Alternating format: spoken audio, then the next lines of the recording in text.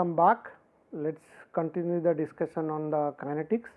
So, we are looking at a global reaction and the multi-step mechanism, like the reaction which goes through multiple elementary reactions, and then from there once you look at the elementary reaction, there are multiple species or the radicals which are formed during this elementary process, and using those and the concept of equilibrium, we are trying to find out the rate constant. So, where we actually stopped in the our discussion is that finding this using the concept of equilibrium, and you correlate the equilibrium constant from the partial pressure, we can find out the molar concentration which can be related to mole fraction and partial pressure. So, this is my molar concentration which is can be related to that, which is nothing but Pi by RUT. So, here the molar concentration is actually connected with the partial pressure and the mole fraction. Now, we can define the equilibrium constant based on the molar concentration, like Kc related to Kp. So, we can find out Kp equals to Kc, which is RUT by P naught C plus D plus minus A minus B, which is 2.41 A, or one can find out Kp equals to Kc by P naught summation of this. So, that is your B. So, one can actually correlate the rate constant, and now we can find out or the Kc. So, the Kc is Cc dd divided by AA and BB, which is product of Xi divided by product of reactant, where Xi this. So, 2.42. So, that you get Kf by Krt equals to Kct. So, that will get you 2.43. For bimolecular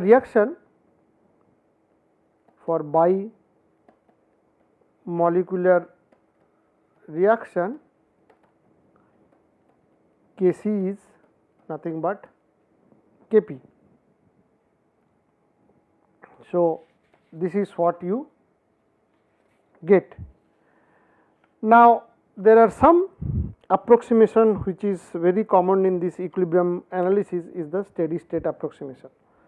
So, the steady state approximation talks about, or this is the analysis of the any reactive system which can be simplified by applying the steady state approximation to the reactive species or the radicals, because as we have seen the intermediate reactant shape, we get all these radicals, and using this steady state approximation we can find out those details. Steady state also justified when the reaction forming the intermediate species is slow, while the reaction destroying the intermediate species is very fast. That means, whatever is formed, it is getting consumed at a faster rate. So, this is quite a good use of approximation. So, the result of that is that concentration of the radical is small in comparison with those of the reactants and products. So, what we can take again an example For example, the NO formation mechanism, which is very well known, is the Zeldovich mechanism. So, we take that for NO formation, where you have O plus N2, the first step it forms NO plus N plus O2, K2, NO plus O. So, here this first reaction is slow and rate limiting, while the second one is quite fast. Now, if one has to look at the net production rate of N atoms, so this will be dN by dt equals to K1 O N2 minus K2 O N2. So, this is what you get. So, that means in the particular step, now if you allow the rapid transient to build up the N, so your dN by dt will approach to 0, which means this, if I correlate, this would be K O N2 minus K2 N O2. So, my N at steady state is K1 O N2 divided by K2 O2. So, this you can mark as 2.45 and this is 2.46. Now, the time rate of change of NSS is d NSS by dt is ddt of K1 O N2 K2 O2. So, that one can find out by taking the derivative of that thing. So, this is how one can, using the steady state approximation, and find out all these details. Now, we can move to the what happens when you have a unimolecular reaction. So, the we will look at for unimolecular reaction. So, we first consider, or let us consider a 3-step mechanism. For example, A plus M, which is goes to A star plus M, then you take A star plus M, which goes A plus M, then finally K unimolecular to products. So, essentially these are your 2.48 A2 C. Now, in first step or step 1, what you do? So, the kinetic energy which is transferred to A from M, A has increased internal vibrational and rotational energies and becomes an energized A molecule to A star. So, because of this you get two possible scenarios for A star. So, there are two possible scenarios for A star. Okay. So, number 1, A star may collide with another molecule and goes back to A, which is actually happening at this step here, where A star is colliding with another molecule and goes back to A. Or what may possibly happen, A star may decompose into products, which is essentially this step, where A star actually decomposed to a product. Now, one can find out the rate at which the products are formed. So, this would be products equals to K unimolecular reaction to A star. Now, the net production of A star is d A star by dt, which is K E A m minus K d E A star m minus K unim. So, this is where you get your net production rate for A star. Now, you apply the steady state approximation for A star, which will be d A star by dt equals to 0. From there, we get the concentration for A star is K E A m K d E plus K unimolecular. So, this is what you get. Now, we substitute equation 2.51 into 2.49. So, what we get, d products by dt equals to K A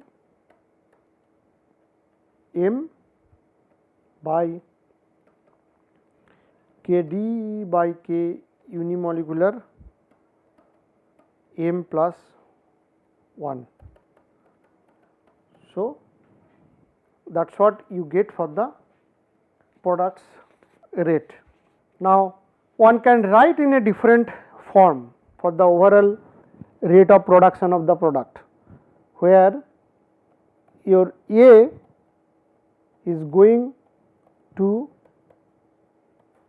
products, that is through this reaction.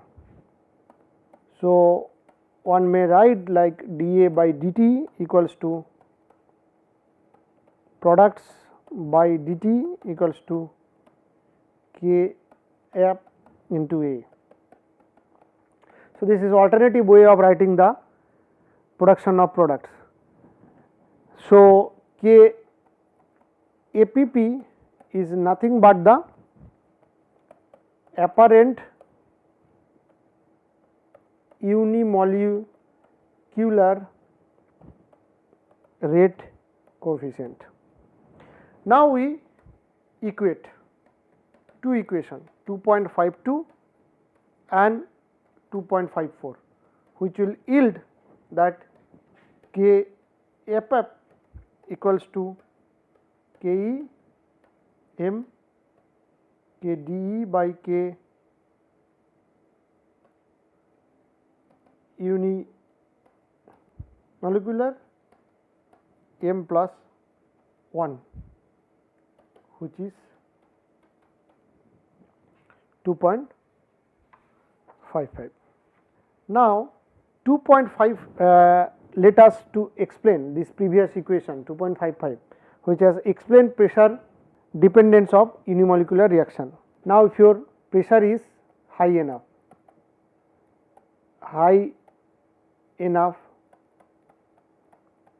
pressures, okay, that means K d E m by K uni greater than 1, because m increases as the pressure is increased. So, what will happen? K F F when P tends to infinity, that K unimolecular K E by K d E, which is your equation number 2.56. Now, this is the situation where you have high enough pressure. Now, if your pressure is low, so for low enough pressure, so there are two different conditions. So, what again we can say that K, this is very much less than 1. So, that means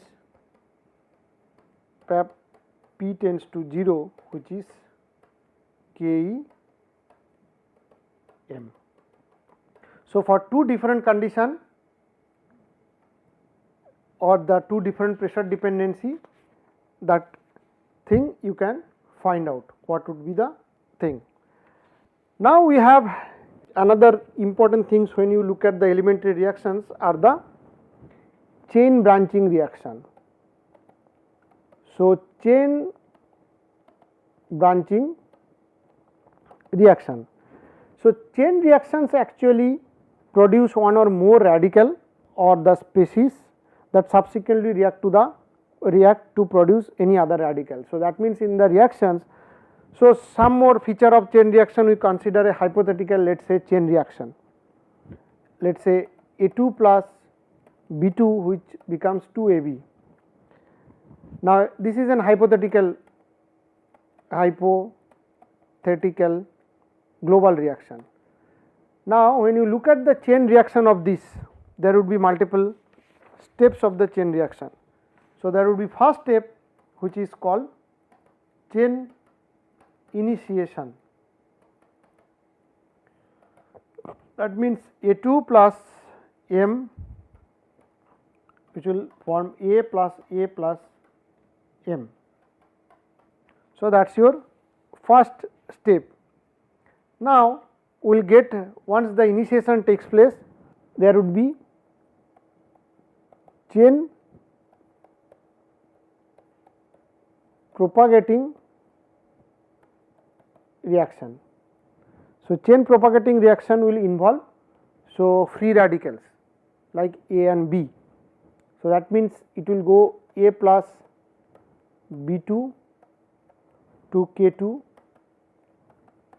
AB plus B. So, that is your C2, B plus A2 which will go to AB plus which is C3. So, one you first get the chain initiation, after initiation there is a propagating reaction which will actually form the radicals. So, essentially A, B, these radicals are formed. So, now you go to chain termination reaction. So, chain termination reaction means the whole chain which got initiated, that will be now terminated. So, for this particular reaction, now you got M which will be K4 AB plus M. So, where AB is more like an stable product. Now, in the termination state you get a stable product like that. So, the concentration of A and B are quite small throughout the course of reaction. So, is AB at initial stages, thus one can ignore the reverse reactions and we can find out the reaction rate for the stable pieces like A2 which is K1 A2 M minus K3 A2B.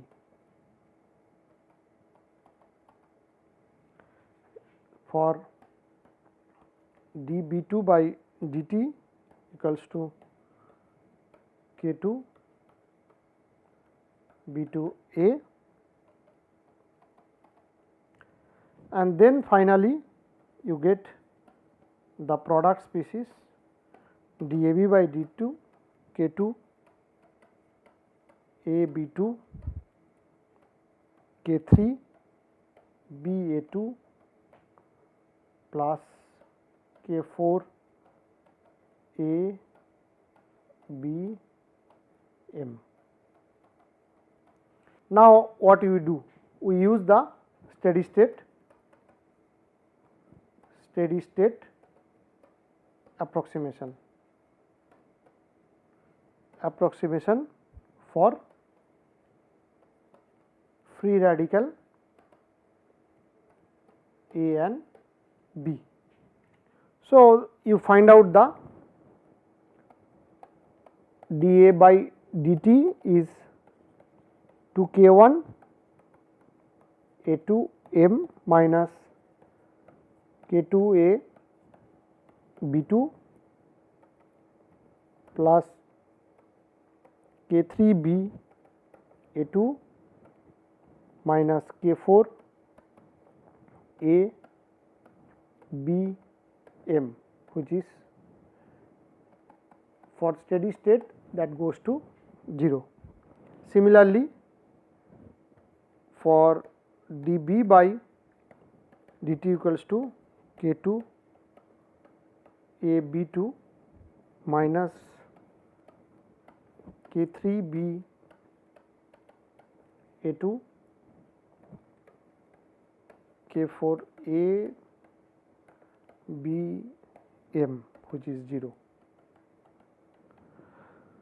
So if you get the simultaneous solution of 2.61 and 2.62, that means these above two equations, we can find out for concentration of A.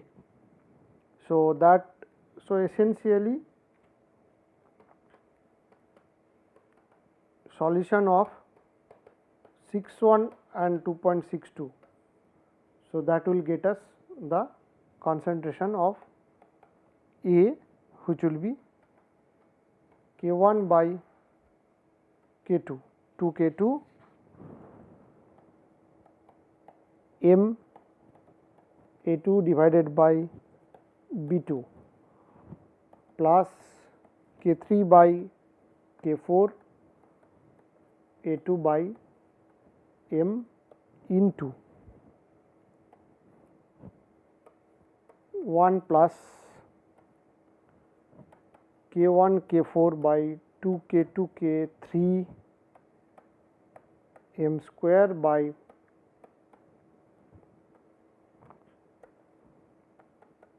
minus 1. So this is a bit involved algebra. So this is how the simultaneous solution of these two equations you get A. Similarly, one can find out for concentration of B. Now with the steady state values of A and B, so now you get the steady state values of A and B, and we can find out dA2 by dt, dB2 by dt and dAB by dt for some initial values of A2 and B2. So that's how for different reactions and using the steady state approximation for chain reaction, one can find out the other thing. Now if we consider the simplest of the three, that means if you consider dB2 by dt, which is nothing but K1 by 2 and A2 m minus K2 K3 by K4, where A2 B2 by m into 1 plus K1 K4 2 K2 K3 by B2.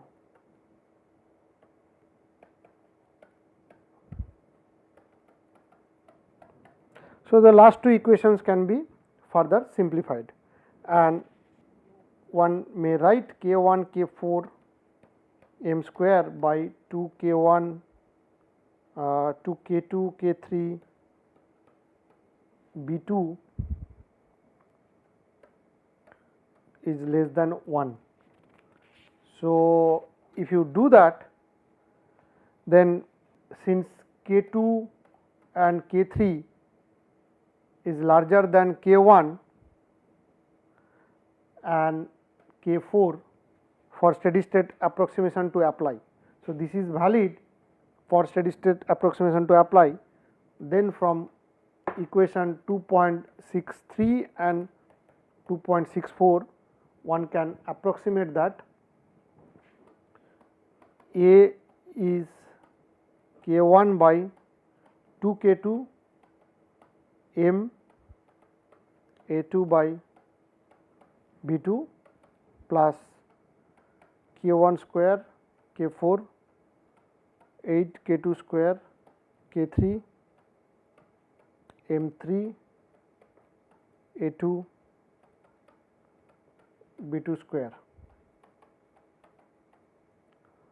So, dB2 by dt would be K1 by 2 A2 K1 square K4 4 K2 K3 M3 A2 by B2. So, in both the equations 2.65 and 66, the first term which is this term and this term, they actually dominates at low pressure situation. So, when we have a low pressure situation, these terms are actually dominating. Now, concentration of A, one can look at that, depends on the primarily on the ratio of K1 and K2, and rate at which B2 disappears is also governed by K1. Now, increasing K2 and K3 increases radial concentration, but it does not have any effect on production rate of the products, and concentration of A and B are quite directly proportional to pressure, and reaction rate for major species scales with pressure. So, now provided the second term in these two equations, that means this term and this term, they are small. So, but at high pressure those two terms become quite important, because they will increase with the pressure than the first term do. So, K4 has some influence at high pressure, but not at the low pressure.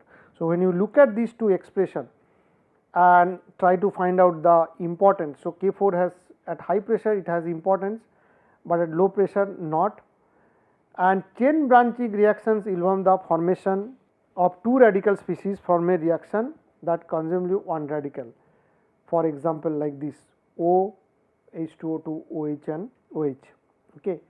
So, now once you do this, that means when you find out the steady state approximation using these chain branching reactions, find out this concentration expression, there are dependency of the pressure, and that will allow to see how that behaves, and then we will find out the chemical time scale calculation, or we will look at the chemical time scale calculation in the next lecture. We will stop here today. Thank you.